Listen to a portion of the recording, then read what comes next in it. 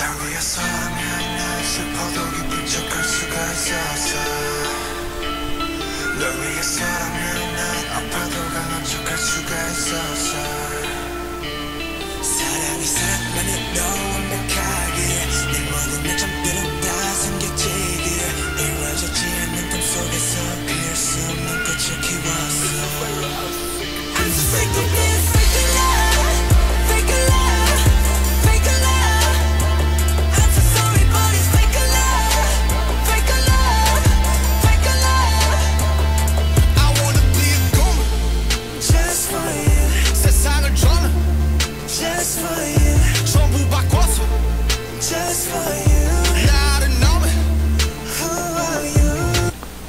이게 빌보드 1위라면서 방탄소년단의 페이크 러브. 오늘은 교과서 16쪽부터 17쪽까지고 이제 우리나라가 항구를 이제 오픈하게 됩니다. 개항을 하게 되고, 자, 이 개항의 과정 역시 뭐 중국이나 일본처럼 그렇게 평등한 어떤 대등한 조약을 맺은 게 아니죠. 한쪽에게 일방적으로 불리한, 우리나라에게 일방적으로 불리한 체제가 성립되게 됩니다. 교과서 16쪽부터 17쪽까지고, 이건 뭐야? 자, 이 수업에서는 이제 조선이 개항하는, 어떻게 개항을 하게 되는지에 대해서 파악을 하게 되고요. 개항한 조약들이 얼마나 불평등한 조약인지 여러분이 파악하면 되겠습니다. 자, 일단 첫 번째로 강화도 조약입니다. 우리가 배울 조약은 강화도 조약이고요. 우리가 처음으로 오픈하게 되는 연도는 1876년입니다. 살펴봅시다. 자, 일단 강화도라는 위치부터 알아야겠죠. 왜 우리 병인양요나 신미양요도 전부 강화도로 쳐들어갔다고 했죠. 강화도가 중요한 이유는 뭐냐면, 이제 우리 이 서울 당시에는 이제 한양이었겠죠. 한양. 이 한양으로 들어가기 위한 가장 어떤 방어선, 1차 방어선이 되는 곳이 강화도입니다. 자, 그래서 이 강화도를 지켜내야지만 수도를 지켜낼 수 있는 어떤 위치적인 조건을 가지고 있습니다. 자, 그러면 강화도 조약의 배경부터 한번 알아봅시다. 어떻게 조선이 스스로 문을 열게 되었는지. 일단 강력하게 통상 수교를 거부해왔던, 외국과 문을 닫아 걸었던 흥선대원군이 이제 1873년 권력을 상실하게 됩니다. 이 상실하는 배경에는 이제 고종이 원래 고종이 어렸기 때문에 흥선대원군이 권력을 잡았었죠. 이제 근데 약 10년이 흘러서 고종도 이제 건장한 성인이 됩니다. 자, 그렇다 보니까 흥선대원군이 이제 뒤에서 더 이상 간섭을 하기에는 점점 어려워지게 되는 거죠. 그 다음에 우리 흥선대원군이 실시했던 여러가지 개혁 정책들, 이제 양반들의 강력한 반발에 부딪혀 왔었고, 어떤 그러한 강력한 반발과 고종의 성장으로 인해서 권력을 상실하게 됩니다. 자, 이런 상황 속에서 일본은 이제 메이지 유신 이후로 인해서 빠르게 근대화를 실시하면서 이제 강력한 군사력을 갖추게 되었고요. 이제 이 상황 속에서 운요 사건이라는 1875년에 운요라는 배가 강화도 근처에 나타나게 됩니다. 그래서 조선 군인들이 당시가 이제 프랑스 병인양요나 신명요가 일어난 지 몇 년 안 지나서죠. 그러다 보니까 수상한 배가 나타났을 때 이 조선 수비대들이 대포를 발사하면서 위협을 가했는데, 이제 일본 측에서는 왜 우리 평화롭게 지나가는 배에 대포를 쏘느냐라고 해서 이제 이 사건을 빌미로 인해서 이제 개항을 강요하게 됩니다. 자, 거기다가 뒤늦게 이제 우리가 이 변해간 세상 속에서 이렇게 문을 닫아 걸고만 있어서 되겠는가 하는 어떤 개항이 필요하다라는 의견도 조금씩 커져가고 있었습니다. 그래서 이제 강화도 조약을 체결하면서 조선의 문을 열게 됩니다. 자, 내용을 잠깐 살펴보면 이제 이런 조항들이 대표적인 조항들입니다. 1번, 4번, 7번, 10번 조항들인데, 일단 1번 조항을 보면 조선은 자주국이며 일본과 평등한 권리를 가진다라는, 언뜻 보면 굉장히 우리한테 굉장히 좋은 말인 것 같다라는 느낌이 들죠. 사실 속뜻은 뭐냐면, 조선은 자주국이기 때문에 청나라가 이 조항에 대해서 간섭을 해서는 안 된다라는 뜻입니다. 그래서 조선에게 이제 청의 영향력을 제거하려고 이제 일본이 마음대로 조선을 해도 청을 간섭할 수 없다라는 뜻을 가지고 있는 조항입니다. 자, 4조를 보면 이제 부산 이외의 두 곳의 항구를 개항하라 라고 해서 이제 부산이 가장 먼저 오픈됩니다. 우리가 살고 있는 부산이. 그리고 나중에 추후에 두 곳을 이제 더 개항하게 되는데, 점차점차 이제 우리의 항구가 열리게 되는 거죠. 그 다음에 7번째, 조선의 해안을 자유롭게 측량하도록 허가해달라. 허가하는 조항들입니다.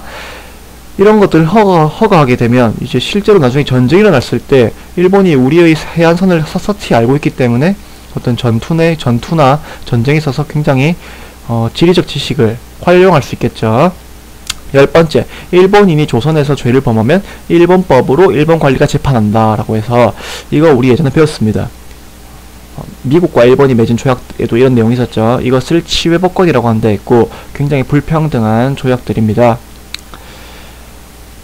자, 이게 끝이 아니라 추후에 더 맺어지는 조약들에서 어떤 것들이 일어나냐면 이제 개항장에서 아까 부산 외에 두 곳을 개항한다고 했죠. 이 개항장에서 일본 화폐를 사용함으로써 일본 상인들이 좀 더 자유롭게 상업활동을 할 수 있게 해주는 조항들, 그 다음에 조선의 쌀을 무제한으로 유출해도 된다라는 이런 것들, 그 다음에 관세를 부과할 수 없다라는 조항들.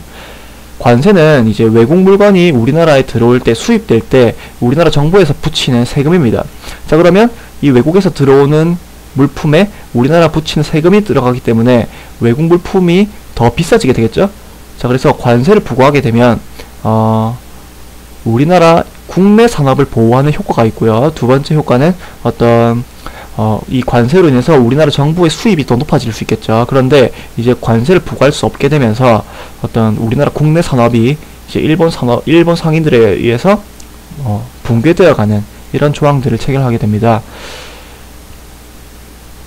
자, 그래서 강화도 조약은 어떤 의미를 가지고 있냐면 우리가 최초로 이제 어떤 중국적인 질서에서 벗어나서 이제 세계적인 어떤 근대적인 조약, 좀 더 현대적인 이 조약을 체결하게 되었다라는 것, 우리나라 역사상 최초로. 그 다음에 최초로 이제 외국에게 문을 오픈하게 된다라는 점. 그래서 이 조약 이후로 이제 서양 세력들과 계속해서 우리나라가 개항을 하게 되는 통상조약을 맺게 됩니다. 자, 이게 끝이 아니라 이제 두 번째 1882년 조미 수호 통상조약이고요. 여기 있는 미는 당연히 미국입니다. 미국. 자,